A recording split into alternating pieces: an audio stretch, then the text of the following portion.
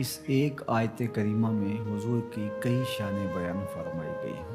یا ایہا النبی انا ارسلناک شاہدا و مبشرا و نذیرا وداعیا الی اللہ باذنہ و سراجا منیرا۔ لفظ نبی کا ترجمہ امام قسطلانی علیہ رحمہ یہاں لکھتے ہیں کہ النبوۃ ہی الاطلاع علی الغیب۔ نبوت کیا ہے؟ یہ اطلاع علی الغیب سے ہے، تو پھر نبی وہ ہوتا ہے جو غیب کی خبریں دینے والا ہو۔ وما کان اللہ لیطلعکم علی الغیب ولکن اللہ یجتبی من رسلہ من یشاء۔ یہ اسی کی شان ہے، غیب وہی جاننے والا ہے، لیکن وہ رسولوں میں سے جس کو منتخب کر لے، جس کو چاہے وہ علوم غیبیہ سے نواز دے۔ تو دو لفظ قرآن مجید میں استعمال ہوئے، الا من ارتضی من رسول، رسولوں میں سے جس پر وہ راضی ہو جائے، ولیکن اللہ یجتبی من رسلہ من یشاء، وہ رسولوں میں سے جس کو منتخب کر لے۔ تو اجتباء اور ارتداء دو چیزیں ہیں۔ اب حضور کے مبارک نام پڑھیے، حضور کے ناموں میں سے ایک مرتضیٰ بھی ہے، ایک مجتبیٰ بھی ہے۔ تو مطلب کیا ہوا کہ وہ غیب کا جاننے والا، وہ عالم الغیب نہیں، غیب کے خزانے کسی کو دیتا، لیکن جب دینے پہ آئے تو مجتبیٰ کو دیتا ہے، مرتضیٰ کو دیتا ہے۔ اور پھر یہ اتنی شانوں کے مالک ہیں، جہاں ضرورت پڑے پھر بخل سے کام نہیں لیتے۔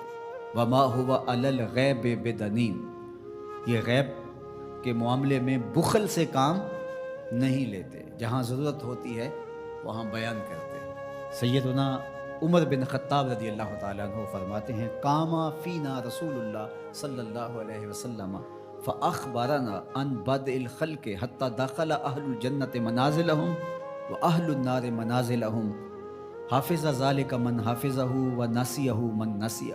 کہا ایک دن حضور کھڑے ہوئے مجمع اصحاب میں، اس کائنات کی ابتدا سے انتہائے کائنات تک، یہاں تک کہ جنتی جنتوں میں چلے گئے اور جہنمی جہنم میں چلے گئے، کوئی شے نہیں جو حضور نے چھوڑی ہو، سب حضور نے بیان فرما دیا۔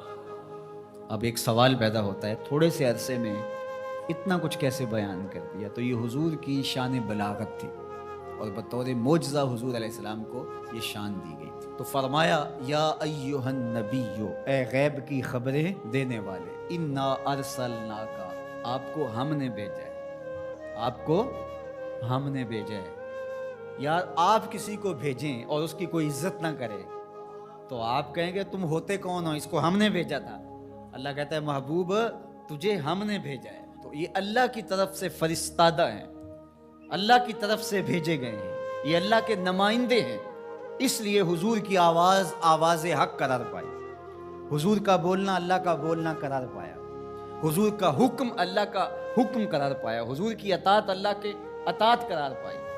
تو اس لیے جو محبوب کی بات مانتا ہے وہ رب کی بات مانتا ہے، اور جو حضور کا انکار کرتا ہے وہ رب کا انکار کرتا ہے۔ کوئی ساری زندگی لا الہ الا اللہ پڑھتا رہے اور محمد رسول اللہ نہ پڑھے، رب اس کے لا الہ الا اللہ پڑھنے کو اس کے منہ پہ مارے گا اگر میرے رسول کو نہیں مانتا، اس کو میں نے بھیجا ہے۔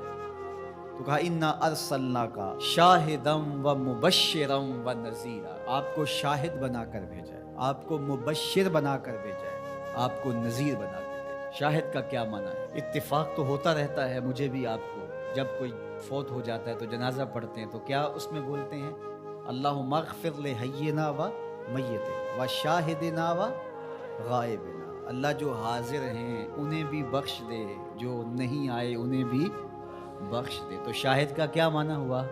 حاضر۔ امام راغب الاصفہانی جو کہ لغت کے امام ہیں اور مفردات قرآن میں قرآن مجید کے الفاظ کی تشریح کرتے ہوئے لفظ شاہد پہ بات کرتے ہیں، تو وہ کہتے ہیں کیا الحضور مع المشاہدت اما بالبصر او بالبصیرہ، کہ شاہد کا معنی کیا ہے؟ حاضر ہونا مشاہدہ کے ساتھ، چاہے بالبصر چاہے بالبصیرہ، آنکھوں سے دیکھ کر کے مشاہدہ کرنا یا اللہ کی دی ہوئی باطنی قوت سے مشاہدہ کرنا۔ تو کہا یہ ہے شاہد کا مفہوم، اور حضور علیہ السلام کو میرے رب نے شاہد بنایا ہے، میرے رب نے شاہد بنایا۔ تو حضور کی نظروں سے کچھ پوشیدہ نہیں ہے۔ آقا کریم نے ارشاد فرمایا، یہ بھی صحاح کی روایت ہے، ان اللہ زوال الارض فرأیت مشارقہا و مغاربہا، اللہ نے میرے لیے زمین کو سمیٹ دیا اور ایک روایت میں ایسے کر دیا جس طرح میری ہتھیلی ہوتی ہے. میں پوری کائنات کو یوں دیکھ رہا ہوں جس طرح کوئی اپنی ہتھیلی دیکھتا ہے. تو فرمایا کہ اللہ نے میرے لیے زمین کو سمیٹ لیا اور میں نے مشرق بھی دیکھ لیے، میں نے مغرب بھی دیکھ لیا. تو زمین حضور کے سامنے ہے جس طرح ہتھیلی ہوتی ہے. انی ارا ما لا ترون و اسمع ما لا تسمعون. فرمایا جو میں سنتا ہوں وہ تم نہیں سنتے، اور جو میں دیکھتا ہوں وہ تم نہیں دیکھتے. سورج کو گرہن لگ گیا، حضور نماز کے لیے کھڑے ہوئے. نماز پڑھاتے پڑھاتے حضور نے ہاتھ آگے بڑھایا، پھر حضور نے ہاتھ پیچھے کھینچ لیا، سلام پھرا. تو صحابہ نے پوچھا حضور آج نماز میں آپ نے ہاتھ آگے بڑھا لیا تھا جس طرح کوئی چیز پکڑنے لگے ہوں، پھر آپ نے ہاتھ پیچھے کھینچ لیا، کیا ماجرا ہوا؟ فرمایا جنت میں کھجوروں کا ایک خوشہ لٹک رہا تھا، میں نے سوچا تمہارے لیے توڑ لوں، اور اگر میں توڑ لیتا تم قیامت تک کھاتے رہتے، ختم نہ ہوتا.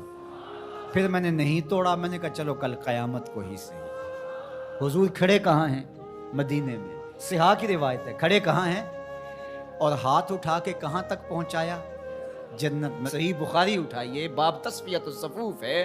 حضور نے فرمایا صحابہ صفیں سیدھی رکھا کرو، مت سمجھو میں صرف آگے دیکھتا ہوں، میں آگے بھی دیکھتا ہوں، میں پیچھے بھی دیکھتا ہوں، میں تمہارے رکوع بھی دیکھتا ہوں، دلوں میں پیدا ہونے والے خشوع بھی دیکھتا ہوں. اے فروغت صبح آثار و دہور، چشم تو بی نندائے ما فی الصدور، انا ارسلناک شاہدا. محبوب ہم نے آپ کو شاہد بنا کے بھیجا. ومبشرا، ہم نے آپ کو مبشر بنا کے بھیجا، خوشخبری دینے والا ہے، نیکوکاروں کو جنت کی بشارت دینے والا، اہل ایمان کو اللہ کی رضا کی بشارت، جنت کی بشارت دینے والا. یہ حضور کی شان ہے. پھر فرمایا وَنَذِيرًا، ڈر سنانے والا، کفار کو، عاصیوں کو، بدکاروں کو، اللہ کے نافرمانوں کو جہنم کے عذابوں سے ڈرانے والے.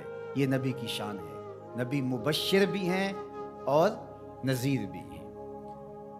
وَدَاعِيًا إِلَى اللَّهِ بِإِذْنِهِ، اور اللہ کے اذن سے اللہ کی طرف بلانے والا. اور جس طرح میرے حضور نے بلایا ہے، یہ تاریخ کا انوکھا باب ہے. وَسِرَاجًا مُنِيرًا، روشن آفتاب بنا کر کے جس کے جلووں سے ظلمتیں دور ہو گئیں. حضور حصی اعتبار سے بھی سراج منیر ہیں اور معنوی اعتبار سے بھی سراج منیر ہیں. معنوی اعتبار سے اس طرح کہ ظلم، شرک، کفر کے اندھیرے حضور کے آنے سے مٹ گئے، ناانصافیاں ختم ہوئی. اور حصی طور پہ حضور کے مبارک بدن سے نور نکلتا تھا. تو ذرا اس آیت کریمہ کو دیکھیے، ایک آیت میں حضور کی عظمتوں کے موتی پروئے ہوئے. یا ایھا النبی انا ارسلناک شاہدا و مبشرا و نذیرا وداعیا الی اللہ باذنہ وسراجا منیرا. زیراں زبراں شداں مداں شان اودی وچ آئیاں، آما لوکاں رمز نہ کوئی، خاصاں خبراں